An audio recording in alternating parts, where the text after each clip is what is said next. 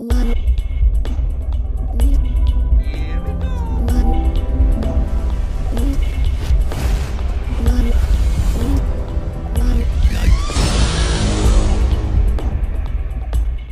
up, guys? My name is Cromar, and this is Gamer to Gamer, the new partner interview show here on TGN. I'm joined today by NovaPulseGaming. Introduce yourself, NovaPulseGaming. Hey, this is Pulse from NovaPulseGaming. How are you today, Cromar? I'm doing fantastic. Tell me a little bit about your channel. Yeah, I just do content on the channel that is meant to get the viewers to have meaningful discussion about video games, which is what we love, right? Yeah, that's right. What do you specialize in on the channel? Well, I do, like I said, a lot of discussion stuff. There's a lot of MMO content on there, but I also do a good bit of Let's Play content. A lot of it centered around like my first impressions with a lot of indie games. See where it breaks. Oh god. Okay. Can we make it? Can we make it? Please, for the love of God, get it. Get across, get across, get across, get across. Come on, come on, come on. Oh my goodness, that was close as hell. Oh god, did one of them get hit? Oh, okay, so you do like Steam Greenlight, whatnot. Yeah, quite a bit of that. Okay, so how'd you get started on YouTube? Well, I've been wanting to do YouTube for quite some time now, but around E3, with the reveal of the consoles and all of that craziness, I decided to kind of just jump in. I mean, I figured, why not now? Let me cover the gaming stuff that's going to be really interesting. We're getting into the next generation, so why not? That's really how I got started. So over time, even though you haven't been doing this for a long time, but as you've been going on, how have you improved your channel? Well, honestly, just a lot of doing it. I mean, if you look at my channel's first videos, I will admit they're pretty awful, especially in the audio quality department. And you just learn by doing, honestly, and you figure out some tricks by experimenting with your editing and your recording style and stuff. And definitely the biggest part is just kind of getting over that initial nervousness you have when you start recording for YouTube. I definitely had some of that, and I've gotten over it. At least I think I did. Okay, so it's basically experience. Like, you just keep doing it, and you get better and better. Absolutely. The experience is definitely at the top for how to improve your channel. Again, my grandfather would be so proud of me for using shit rigs. Let's knock out Grumpy after all. Didn't want to, but looks like we don't have much of a choice. And he decided to raise an alarm. Luckily that these stupid things... Oh my god, this is the most epic fight there ever was. And there's the name of the episode. Yeah, I agree, absolutely. And what are your goals right now on YouTube in the long term? Well, YouTube really didn't start out as like a trek towards doing it as a career or anything like a lot of people tried to do. It's definitely a passion project and more of a hobby right now. But I'm definitely not opposed to getting around to doing it full time. I absolutely love getting into the gaming discussion. Okay, so come what may, pretty much. Absolutely. So we talked about indie titles and Steam Greenlight. What are some of your recent favorites? Well, I've played a lot of duds, admittedly, but one title that I should mention is Leviathan: Last Day of the Decade. It's actually a title that's out now, and it's not so much a game as more of an interactive story, and I really don't play those games very often, but when I played it, it was very engaging, and I was absolutely enthralled in the story they were trying to deliver, and it was really interesting, so I figured I'll go with that one. Just the storybook aesthetic going on the game, as you can see with the like graphic style, the artwork is very well done. It's very beautiful, and it really does well to convey the sense of like you're in the story. Jesus. Hey, quiet! No. This thing wants to eat me. I need to do something quickly. Well,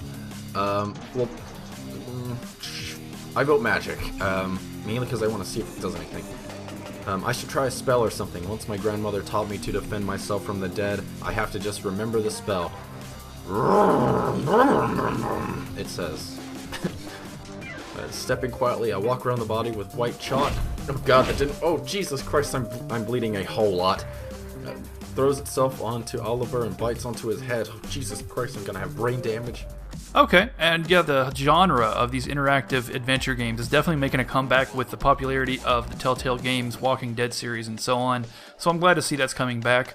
Now, as far as other genres, MMOs, I want to talk about MMOs because you do talk about some MMOs quite a bit on your channel. Are there any upcoming MMOs that you think can dethrone WoW? Well, to be honest, no, but that's a loaded question, honestly. Of course.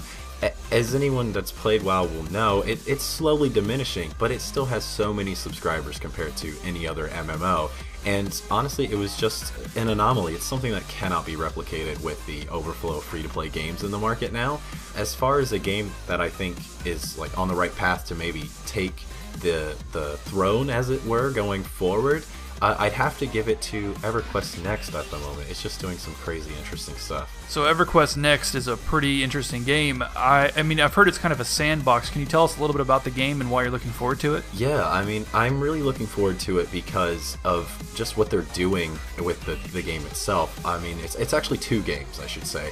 They're coming out with a game called EverQuest Next Landmark, which is going to be out sometime this winter, and it's essentially like Minecraft 2.0 with tons of player customability and being able to make and create whatever it is you could possibly want. And then they have the EverQuest Next MMO version to come down the line sometime, and all of the stuff created by the player base in Landmark could potentially find its way into the MMO version.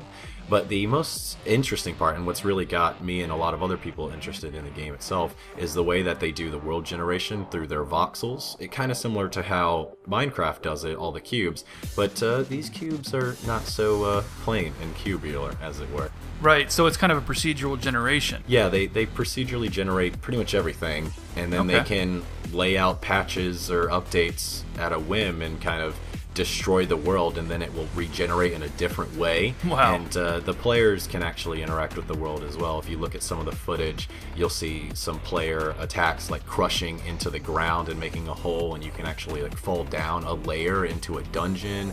Or there's like a small clip of this huge hulking golem walking right through trees, and they fall apart, and then he smashes a castle. That's pretty damn cool, because normally a castle is permanent, and so that one definitely wasn't. Right, so it sounds like it's going to be really exciting that they're putting sandbox elements. They're really taking it almost to the next level. They're not just repeating. They're not just making a WoW clone. Just for example, I can really see the MMO vets gravitating towards this game for the fast-paced combat. I'm sure you've seen in the background there where it shows them running kind of almost parkour style, and it's just very fast-paced and impactful, especially with the way that your spells and attacks leave indentions and marks on the world. Alright, so I agree with you. That's actually really exciting. But let's talk now about games that are out now. What are you playing right now that has your interest? Well, right now, when I have free time, I'm playing a newly released, well, I guess it's newly released to Steam anyway, is this ridiculous platformer called Bunny Must Die. And it's not something I normally go for, but it is up there with like the masochistic kind of challenge. But it's really addicting. I'm playing a good bit of that, and I'm playing some MOBA stuff. I'm going around between League of Legends and Dota, and I'm kind of catching up on Remember Me, which I know wasn't the most well-received game, but it's cool. It's got memories involved. I can't really argue with that. So it sounds like you play just a little bit of everything. Yeah, I don't really discriminate on the genres too much. If I have to pick any that I don't really play a lot of, it's gotta be RTS and fighting games. I used to play a good bit of StarCraft, but it's just one of those, it takes so much practice to get the micro and the macro down. And there's no such thing as casual StarCraft. Absolutely not. If you go in there as a casual, you have to just ignore everything that is said to you. But that goes with MOBAs as well. And then fighting games, I have the twitch reflexes, but my mind cannot think the strategy out at that quick pace. So props to anyone that can play fighting games really good, because I am absolutely awful. All right. Well, thanks a lot for joining me, NovaPulseGaming. You can check out his channel, link in the video description below, if you want to check out a lot of really cool, obscure indie titles, things that you might not find anywhere else. I mean, he covers everything, as well as some discussion on MMOs, and even a couple more modern games. So, once again, thank you, NovaPulseGaming, for joining me, and I'll see everybody on the next episode of Gamer to Gamer. Thanks for having me. Pulse out.